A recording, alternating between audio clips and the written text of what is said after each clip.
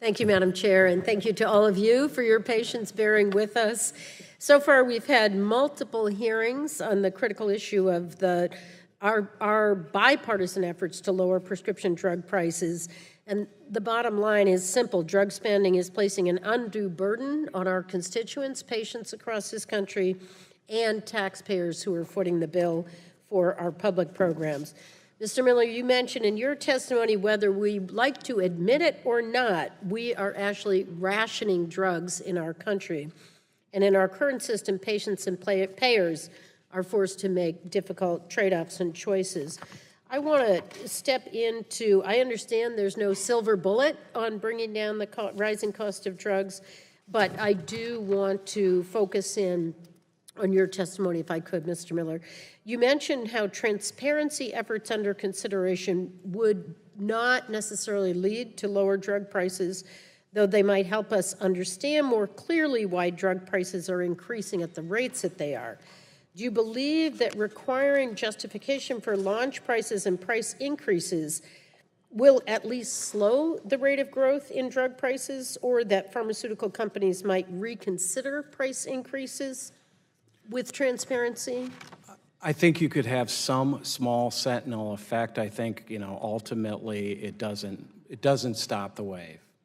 So your advice seems to be to go further than that and go toward the negotiation of volume discounts. And in particular, I'm looking at the Medicare negotiation based on leveraging volume discounts.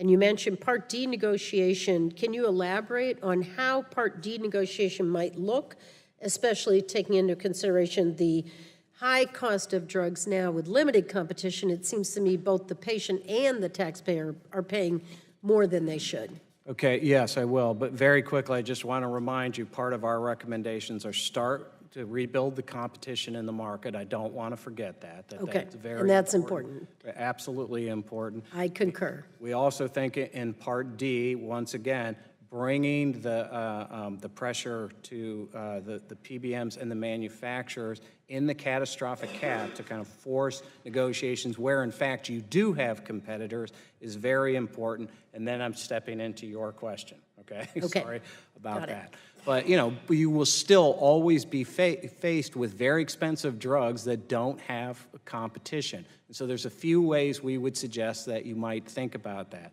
One is you think about a reference price. So you look at the clinical value of the drug and say that the Medicare program will cover this drug, but the price it will pay and the beneficiary's copayment will be tied to the clinical value. And let me just stop you there. Clinical value, maybe as compared to hospitalization or as compared to future surgery? How do you determine clinical value? Usually what you're doing is talking about the performance of the drug in and of itself on the value it adds to the life of the patient. That's usually longevity or quality of life. You could engage in other studies like, hospitalization, watchable waiting, but mostly what we're talking about here are, clinical and cost effectiveness analysis that talk about extending the patient's life.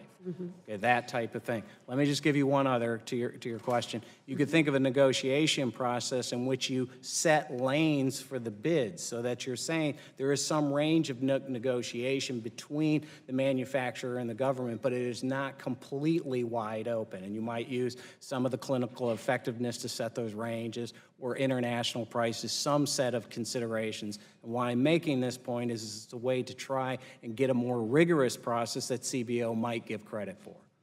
So let me ask you this.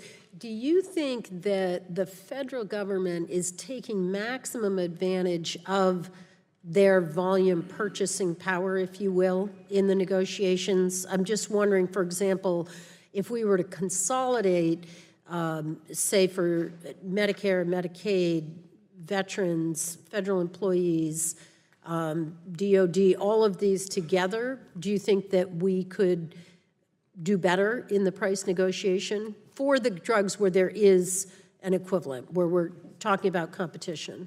I see. So in this instance, you're moving the conversation. You're not talking about the drugs that don't have competition. Right. You're talking about the drugs that do have competition. I haven't thought about it, and I just want to say one thing. There are certain trade-offs you'd have to contemplate in how you do that. For example, in Medicaid, there are very large discounts, And so if you move to a different system, you have to ask yourself, do you lose those discounts? Right, can you do better than that discount? Yeah, can you do better? And then VA, which I'm very uninformed on, same question. But Just as a theoretical concept, would you agree that the larger the volume share? That's exactly where he's going. Just a straight economics, bigger volume, bigger ability to extract discounts because it's harder to walk away. Thank you, I yield back.